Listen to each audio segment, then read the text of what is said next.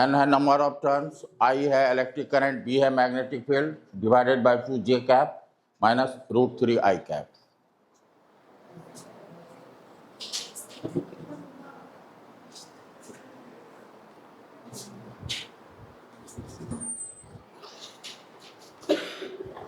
दीपशिखा जो है ये दीप लगा के आई है।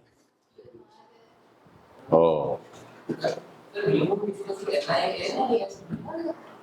म्यू एन आई, अच्छा ए होता है, अच्छा सॉरी एन आई ए होता है, तो ए कितना हो जाएगा यहाँ एल स्क्वायर,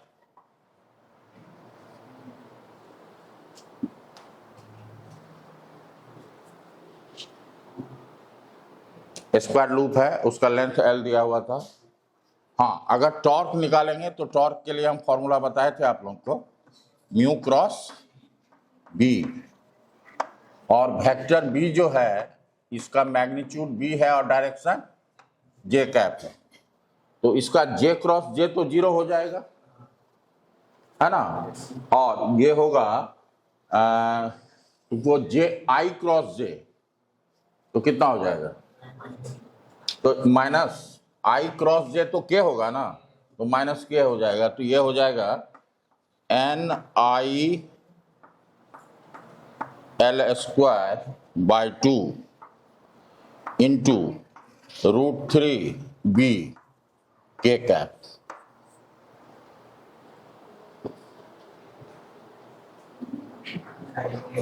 जे क्रॉस जे 0 हो जाएगा, आई क्रॉस जे होगा, तो आई क्रॉस जे हो जाएगा क्या के कैप, यहां माइनस है तो माइनस होगा, यहां माइनस होगा ना, मतलब यहां पे लगा देते हैं माइनस के कैप। टॉर्क जो होगा जेड एक्सिस के नेगेटिव जेड एक्सिस के अलोंग होगा। लिखिए आप, टॉर्क एक्टिंग ऑन ए, लिखिएगा torque acting on A current carrying coil, torque acting on A current carrying coil placed in a uniform magnetic field.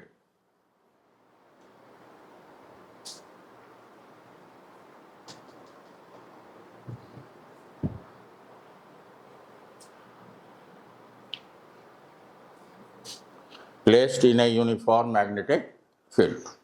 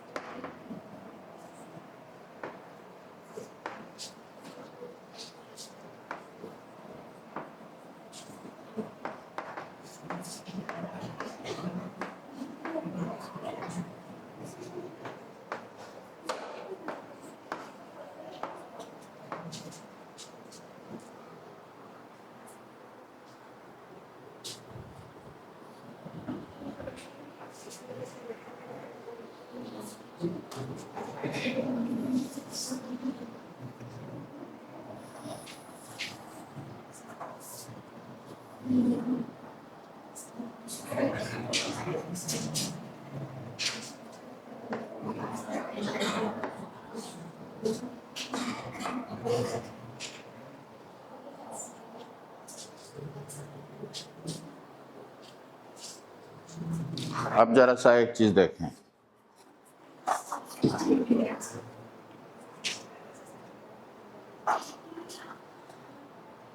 ये Y axis है, ये कौन सा एक्सिस है, एक्स एक्सिस है, इसमें ये कॉइल ऐसे रखा हुआ है, समझे, तो ये कॉइल किस प्लेन में रखा हुआ है, ये वाइजेड प्लेन में रखा हुआ है, ये बुक्स के प्लेन में ना है जी रखा हुआ, तो किस प्लेन में रखा हुआ देख रहे हैं ना, इसीलिए तो बुक्स लाए हैं। ये बुक्स किस प्लेन में है, और इस बुक्स पे ये प्लेन है, तो किस प्लेन में रखा हुआ।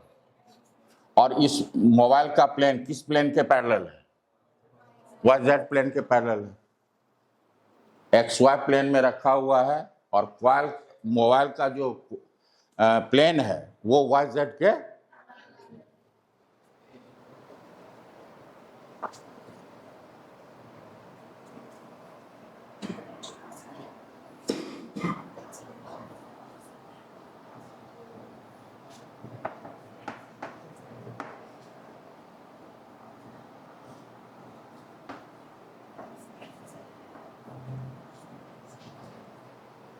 ये आई है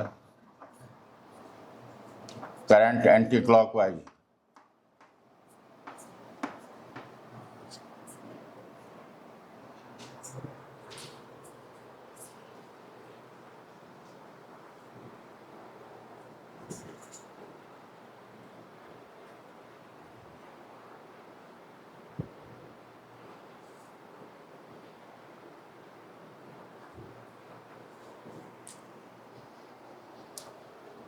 ये जो है ये विड्थ है बी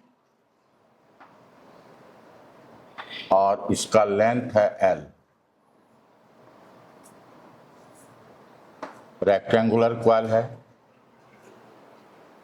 ये प्लेन किस प्लेन में रखा, ये रेक्टेंगुलर क्वाल किस प्लेन में रखा हुआ है, एक्स वाई प्लेन में रखा हुआ है। और क्वाल का प्लेन जो है वाई जेड प्लेन के पैरेलल है। अब देखिए बी फील्ड जो है ये कौन सा प्लेन है, एक्स वाई प्लेन है। बी फील्ड ऐसे है, ये एक्स एक्सिस है, एक्स एक्सिस से थीटा एंगल से बना रहा है। मतलब अब जो हम बी फील्ड ऐसे बना रहे हैं देखो,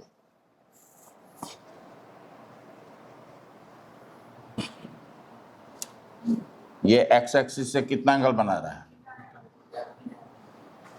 मतलब ये बी फील्ड किस प्लेन में है, एक्स वाई प्लेन में है।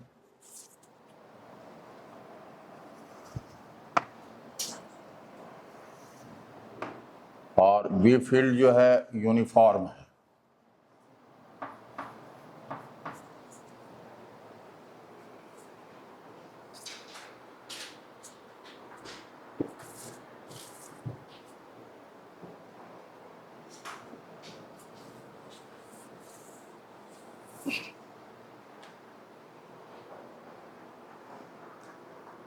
लिखेंगे latest consider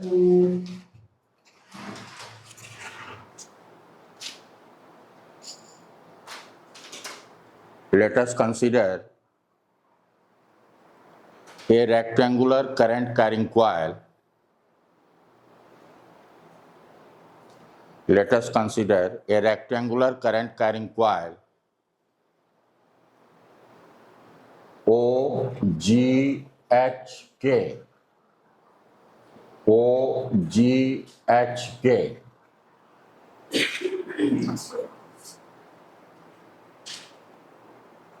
lies in the xy plane, lies in the xy plane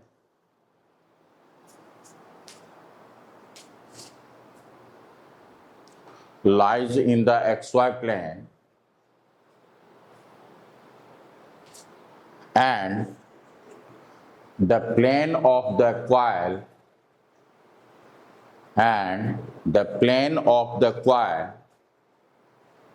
is parallel to YZ plane.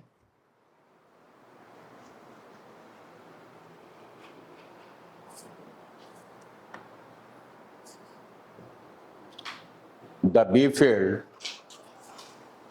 ये ऐसे है, मैं इस एक मिनट देख लो। बी फील्ड ये है एक्स, ये है Y. B field X Y plane में है जो ये थीटा बना रहा है, और ये एक्स वाई प्लेन में है। समझ रहे हैं बात, किस प्लेन में है बी, एक्स वाई प्लेन में है और एक्स एक्सिस से कितना एंगल बना रहा है, थीटा बना रहा है। तो लिखेंगे let magnetic field vector B या बी फील्ड, ठीक है, the B field lies in the X Y plane. ये डेरिवेशन आया भी था आप लोगों को टॉर्क का, नहीं आया था? ये क्या, कौन सा डेरिवेशन आया था?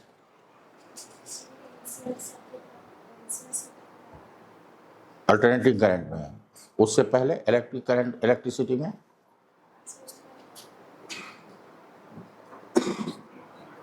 हाँ, याद भी नहीं है क्वेश्चन।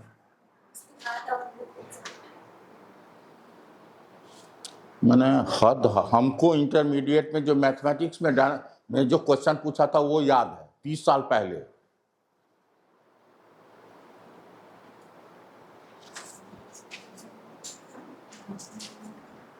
मतलब 2 दिन 3 दिन पहले एग्जाम खत्म हुआ है, क्या डेरिवेशन पूछा है? मात्र एक तो याद है, एलसीआर। ये पूछा था I इक्वल टू NEAVD, ये पूछा था। हाँ,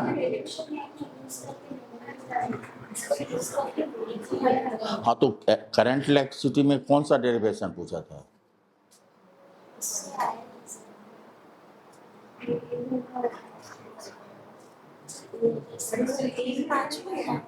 हाँ, तो एक एलसीआर हुआ, उसके बाद इलेक्ट्रोमैग्नेटिक वेव से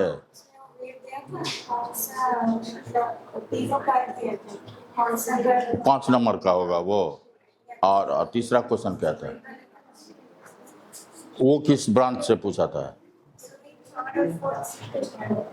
थर्ड और फोर्थ मतलब?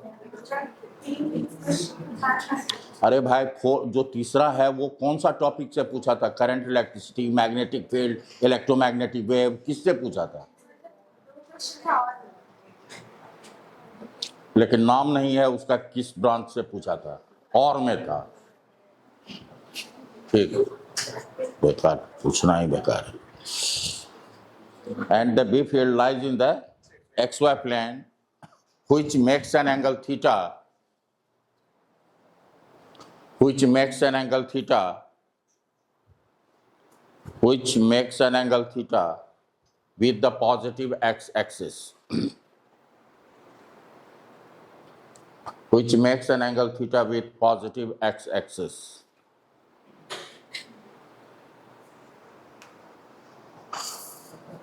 Now B field लिखोगे, now B field can be expressed, now B field can be expressed in terms of unit vector as B equal to X Y plane में है तो एक x component होगा आई cap, plus दूसरा होगा Y component J cap. X component कितना होगा? B का एक्स कंपोनेंट, बी का एक्स कंपोनेंट बोलो क्या होगा? B cos theta I cap, और ये होगा B sine theta J cap.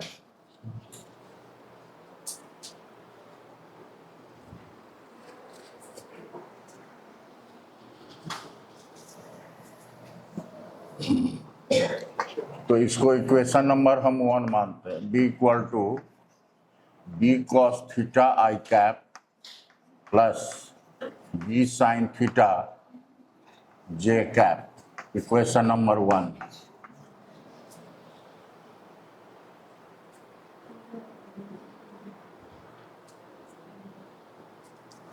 लिख लिए? अब लिखेंगे, now we calculate the force, now we calculate the force on each straight current carrying conductor one by one।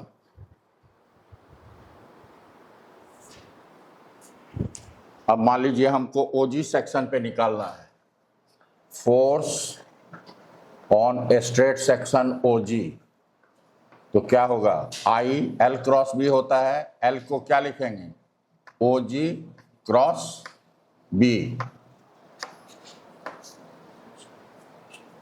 ओजी इसका लेंथ कितना है बी, तो ये हो जाएगा आई, ये हो जाएगा, ये इधर है बी, और यूनिट वेक्टर क्या लेंगे, यूनिट वेक्टर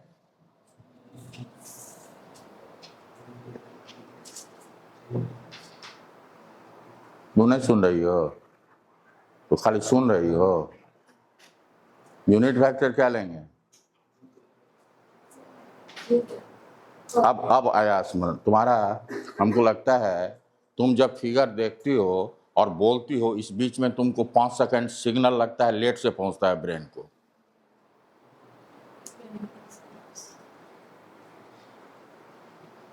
बीजे कैप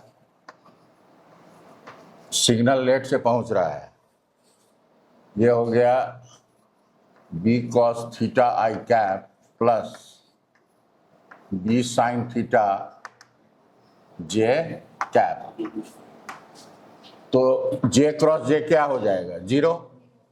यहां पे देखो, यहां I small B capital B cos theta, और जे क्रॉस आई क्या होगा, माइनस के कैप।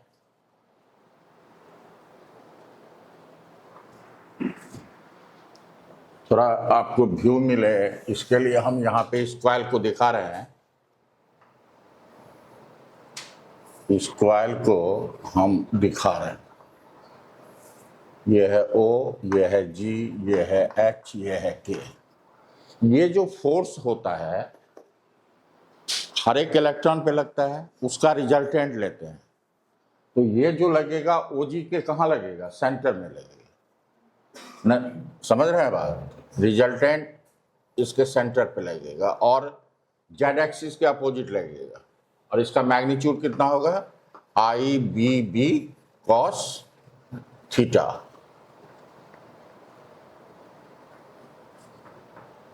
एक्चुअली ये जेड एक्सिस, और इधर क्या है वाई एक्सिस, और एक्स एक्सिस ऐसे है।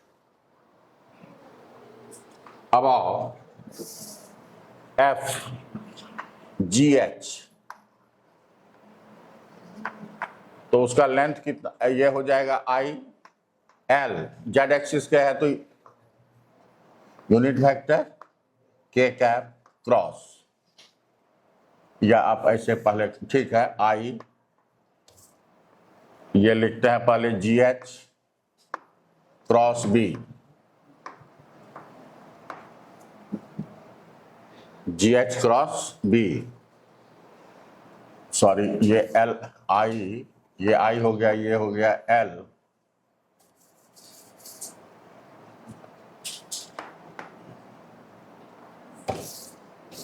आई एल क्रॉस बी। अब आइए आई, ये हो जाएगा एल के कैप क्रॉस, ये हो जाएगा B cos theta I cap plus B sine theta क्या होगा, J cap, K cross I क्या होगा, जे कैप। तो एक कंपोनेंट हो गया I L B cos theta K cap होगा, K cross I J cap ना, plus K cross J minus, हाँ ठीक है, तो ये होगा I L B sine theta minus I cap. अब देखो एक लग रहा है वाई एक्सिस के अलोंग, इसके मिडिल में एक लगेगा ऐसे I L B cos theta, और एक लग रहा है एक्स के अपोजिट, एक्स के अपोजिट मतलब इनवर्ड, ये 90 डिग्री है, और ये हो गया I L B sine theta, और ये दे देते हैं क्रॉस। क्रॉस का मतलब इनवर्ड लग रहा है। बात समझ में आई? ये है एक्स एक्सिस, तो इनवर्ड होगा माइनस आई कैप, नहीं होगा? समझ में आ रही है? हाँ? क्या?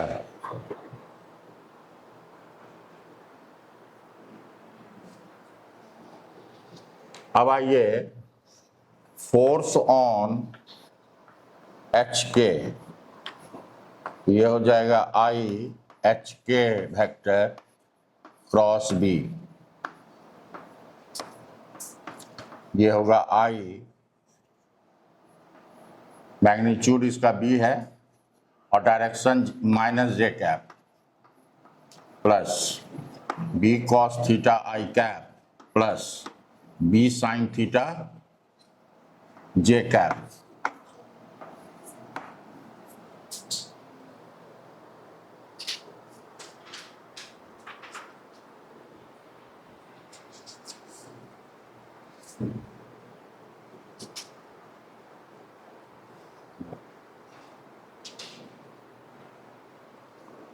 तो जे क्रॉस आई क्या होगा? माइनस के कैप, और माइनस है तो प्लस के हो जाएगा, तो ये हो जाएगा आई B B cos theta K cap, और जे क्रॉस जे क्या होगा? जीरो। तो इस पे जो लगे जे क्रॉस आई, ये तो जीरो हो जाएगा। हाँ ठीक है, तो ये इधर लगेगा जेड एक्सिस के अलावा, ये कितना लगेगा? I L B cos theta, कहाँ कितना लग रहा है? आई एल बी कॉस, इस दोनों आर्म्स में एक एक फोर्स लग रहा है, और ये मैग्नीट्यूड में इक्वल है, डायरेक्शन में अपोजिट है, तो ये एक दूसरे को कैंसिल करेगा। अब एफ के एच आई के ओ, तो ये होगा K O plus B cross B, I, ये मैग्नीट्यूड तो एल है, डायरेक्शन क्या होगा? Minus K cap cross B cos theta I cap plus B sine theta J cap. K cross I क्या होगा? जे कैप, तो माइनस जे हो जाएगा, I L B cos theta, ये होगा minus J cap plus K cross J क्या होगा? Minus I cap, और माइनस है ऑलरेडी तो प्लस हो जाएगा आई, तो आई कैप हो जाएगा, ये हो जाएगा I L B sine theta I cap. तो जे, ये है वाई एक्सिस, तो आई एल बी जो होगा कॉस थीटा वाई के अपोजिट होगा, ये हुआ I L B cos theta Y के अपोजिट, और ये एक्स एक्सिस के अलोंग, तो एक्स एक्सिस ये है तो इसके अलोंग ये होगा, ये है 90 डिग्री, और ये होगा I L B sine theta, और ये क्या होगा? डॉट होगा, क्या कि एक्स एक्सिस जो है वो ये है, ये है एक्स एक्सिस, तो I L B cos theta I L B cos theta, इसको कैंसिल करेगा, I L B cos theta, oh sorry यहां आई एल बी हो गया,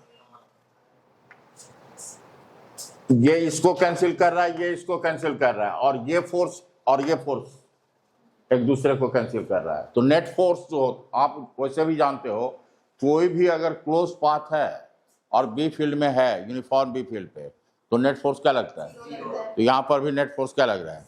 जीरो लग रहा है। लेकिन अब आप समझिए, जो ये क्वाइल है, देखो ऐसे लग रहा है एक दूसरे के अपोजिट, एक फोर्स इस दूसरे के अपोजिट लग रहा है, और एक फोर्स एक्स एक्सिस के अलोंग इधर, और एक फोर्स इधर लग रहा है, तो ये फोर्स ऐसे मतलब क्या?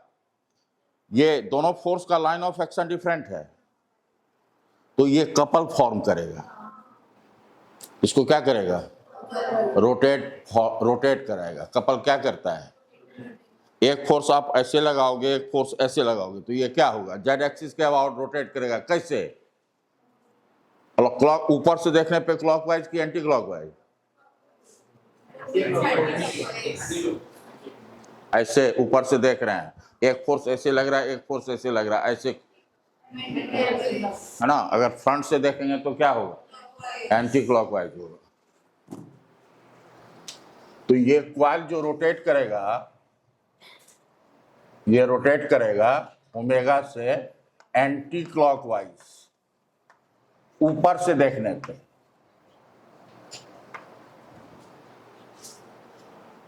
ऊपर से देखेंगे तो कैसा होगा, एंटी क्लॉकवाइज। तो ओमेगा वेक्टर का डायरेक्शन किधर हुआ, ओमेगा वेक्टर का डायरेक्शन बताइए।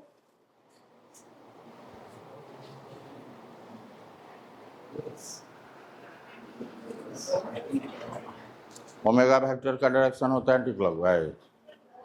एंटी क्लॉकवाइज या क्लॉकवाइज होता है सेंस ऑफ रोटेशन।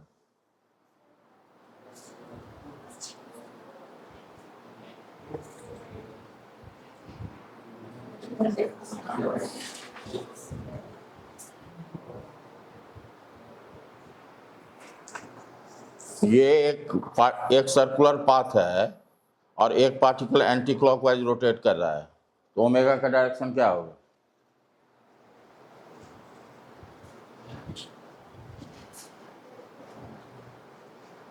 अब एक उसका मुंह देख रहा है, वो उसका मुंह देख रहा है।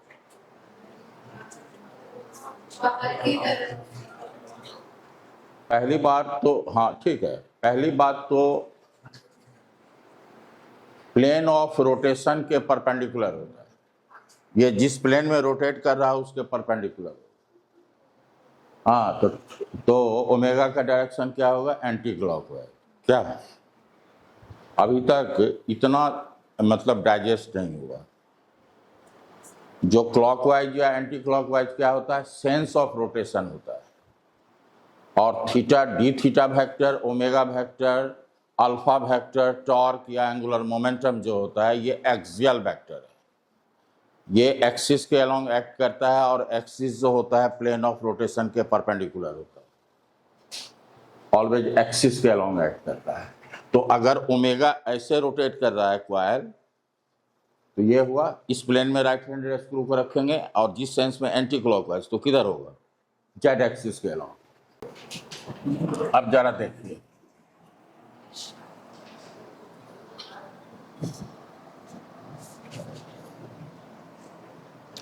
अगर ये एक रॉड है, अगर यहां पे F लगाते हैं फोर्स और यहां पर भी ऐसे लगाते हैं, तो नेट फोर्स कितना होगा, और नेट टॉर्क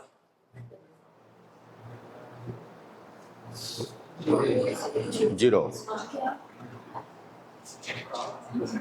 नेट टॉर्क नहीं होगा, क्या होगा, दोनों अगर line of action of force same point से पास कर रहा है। अब देखो, अगर एक फोर्स मान लो इस एंड पे लग रहा है और एक फोर्स इस ऐसे लग रहा है, तो नेट फोर्स कितना हुआ, जीरो। लेकिन दोनों का line of action of force देखो पैरेलल है, तो ये उस दोनों के बीच का डिस्टेंस अगर मान लो L है, तो ये किस तरह से रोटेट करेगा, ये ऊपर जाएगा, ये नीचे जाएगा, तो एंटी क्लॉकवाइज रोटेट करेगा। और टॉर्क का मैग्नीट्यूड क्या होगा, फोर्स का मैग्नीट्यूड और line of action of force के बीच का सेपरेशन जो है या परपेंडिकुलर डिस्टेंस जो है, ये हो गया। अगर line of action same he point से पास करेगा जैसे ये, तो टॉर्क जीरो होगा। लेकिन अगर लाइन ऑफ या यहीं से पास करे, कोई बात नहीं है, मान लो ये F है और ये इधर F है। अब कहेगा टॉर्क निकालिए, तो इसका लाइन ऑफ एक्शन ये हुआ और ये हुआ इसका, ये डिस्टेंस हो जाएगा। मतलब टॉर्क तभी होगा जब line of action of force different होगा।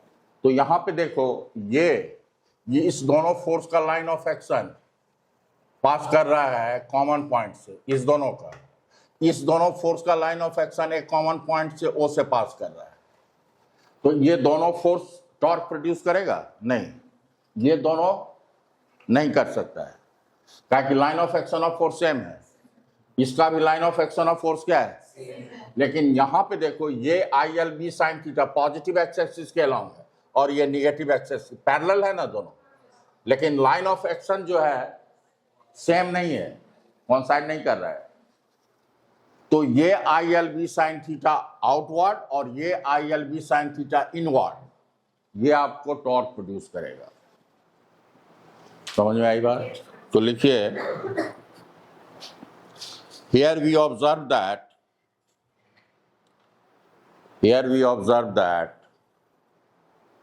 the net force acting on the coil is equal to zero,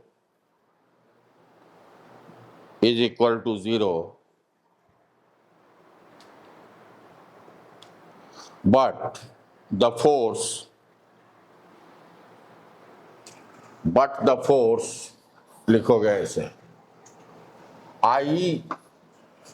ILB sine theta dot and ILB sine theta cross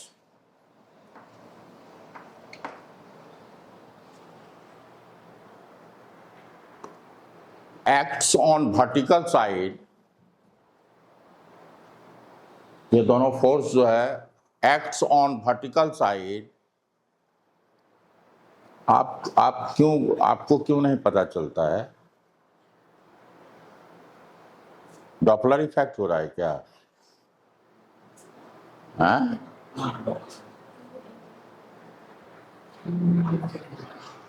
acts on the vertical side equal in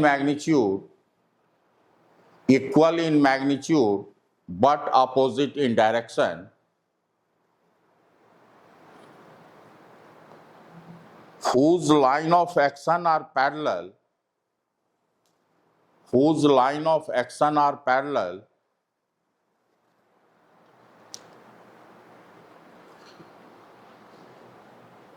and perpendicular distance between them is equal to a small b, and perpendicular distance, ये distance कितना है?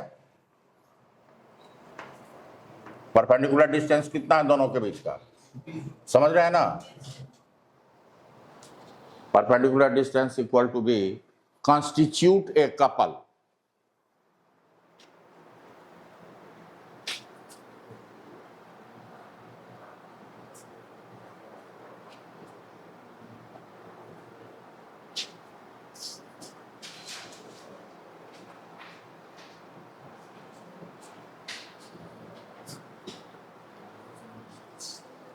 अब देखिए जरा यहां पे देखो, area vector का डायरेक्शन क्या होगा? सो बताओ, एरिया वेक्टर का डायरेक्शन किधर होगा? हाँ, करंट के सेंस में यहां पे स्क्रू को रखेंगे और करंट के सेंस में रोटेट करेंगे, ये हुआ। या आउटवर्ड ड्रॉ नॉर्मल करेंगे, फिर भी एक्स एक्सिस ही होगा। तो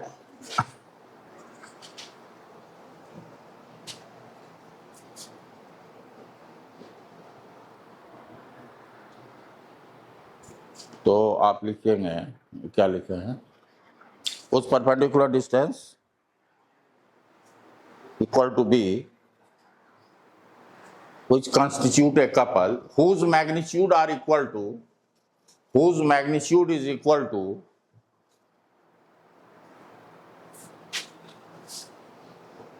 whose magnitude is equal to magnitude of either force and perpendicular distance between them. Perpendicular distance between them. तो मैग्नीट्यूड ऑफ फोर्स कितना है? ILB sine theta into B. इस coil का एरिया कितना होगा? Area of the coil L cross B, यही ना होगा? एरिया ऑफ द क्वाइल कितना होगा? L cross B। तो L इंटू बी को एरिया कहेंगे, सॉरी L इंटू बी, ये L इंटू बी जो है ये क्या होगा? एरिया होगा। IAB साइन थीटा, टॉर्क का ये मैग्नीट्यूड हो गया। ये मैग्नीट्यूड ऑफ द टॉर्क हुआ।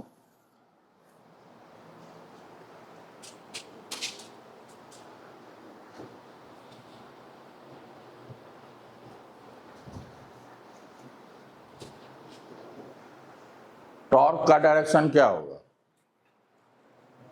टॉर्क का डायरेक्शन वही होगा जो डी थीटा का होगा या ओमेगा वेक्टर का होगा या अल्फा वेक्टर का होगा, ताकि torque equal to I alpha होता है। तो अल्फा का डायरेक्शन होगा, अल्फा क्या होता है? D omega by D T, जो डी ओमेगा का होगा, और ओमेगा इक्वल टू होता है D theta by D T, मतलब जो डी थीटा का होगा। तो एंटी क्लॉकवाइज रोटेट कर रहा है, इस प्लेन में राइट हैंडेड स्क्रू को रखेंगे और एंटी क्लॉकवाइज रोटेट कराएंगे। तो डी थीटा का डायरेक्शन पॉजिटिव जेड एक्सिस के अलॉन्ग हुआ। तो लिखेंगे in vector form the above equation, इसको 2 कह रहे हैं।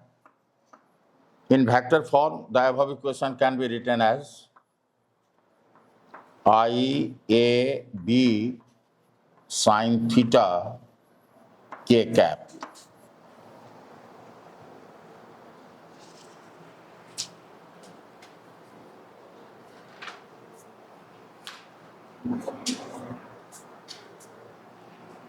ये हुआ 4 सिंगल टर्न्स। 4 एन टर्न्स कितना हो जाएगा? ये हो जाएगा NIAB sign theta K cap. 4 N turns यहां पे लिख लीजिएगा। 4 एन टर्न्स कितना टाइम हुआ है बताओगे? 8:30। तो हमको 30 में रोक देना। नोट कर लिया इसको।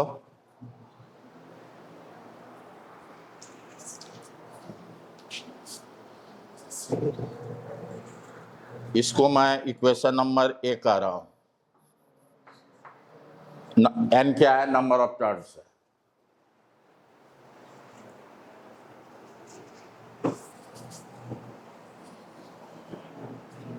Now we can define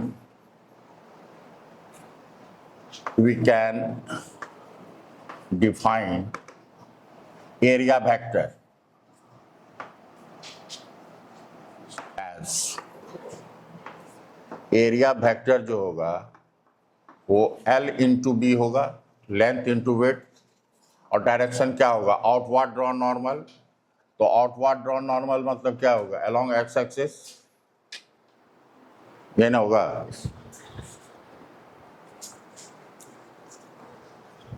इसको थर्ड कह रहा है।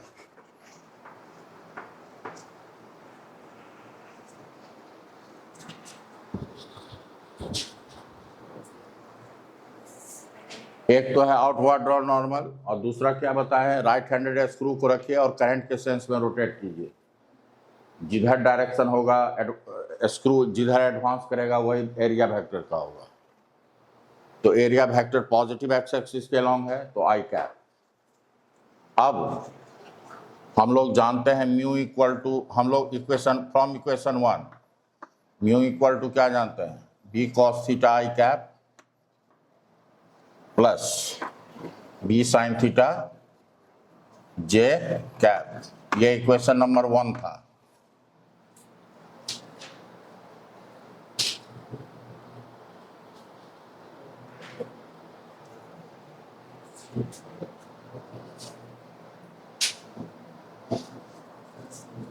तो 9 सॉरी ये बी है, ये क्या है, वेक्टर बी है।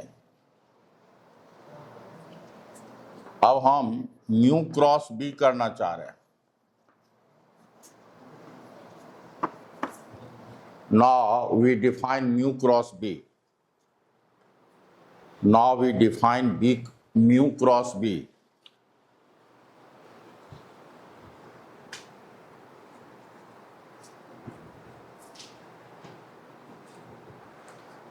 प्रगतिका जब लिखती है तो लगता है जो बजरंगबली वाला पहाड़ इन्हीं के सर पे रखा हुआ है।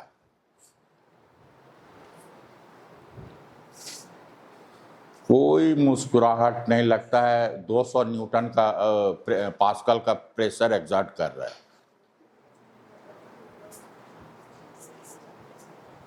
अदीप शिखा को देख लीजिए, तबीयत भी खराब है फिर भी मुस्कुरा रही है।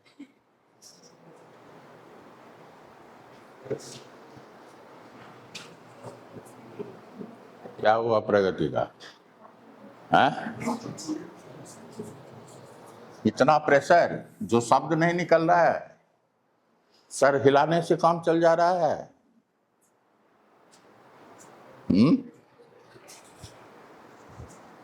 म्यू क्या होता है? म्यू का बताइए, म्यू इक्वल टू क्या होता है? ये होता है एन आई एरिया वेक्टर।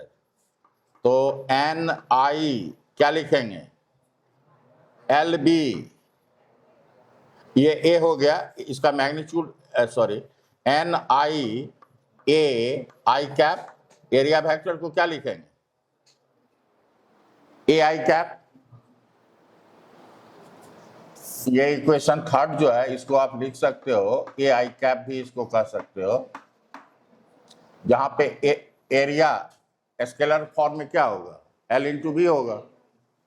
अब देखिए म्यू क्रॉस बी करेंगे, म्यू आप पहले लिख दो, N I A I cap और बी हो गया B cos theta I cap plus B sine theta J cap.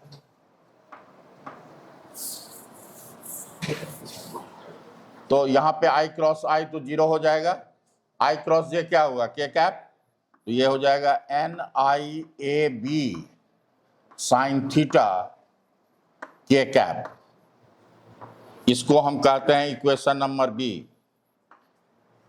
इसको क्या कहते हैं? तो ए और बी सेम है ना, देखिए ए और बी क्या है, तो लिखेंगे from equation A and B torque equal to mu cross B.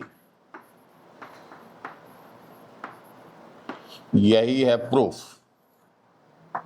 Hence proof. ये 12th के लिए इंपॉर्टेंट डेरिवेशन है।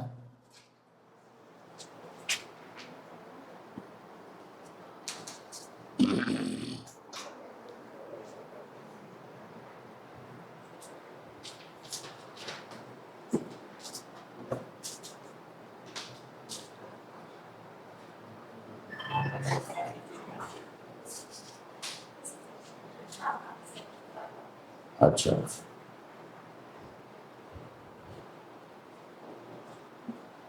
यहीं पे स्टॉप कर देता हूँ। नोट, इसमें टाइम 10 मिनट लग जाएगा बेकार। नेक्स्ट क्लास में डिस्कशन करेंगे। Okay, thank you. प्रगति का हनुमान जी वाला पहाड़ मत लेकर के ढोया करो, तुम बहुत परेशान रहती हो।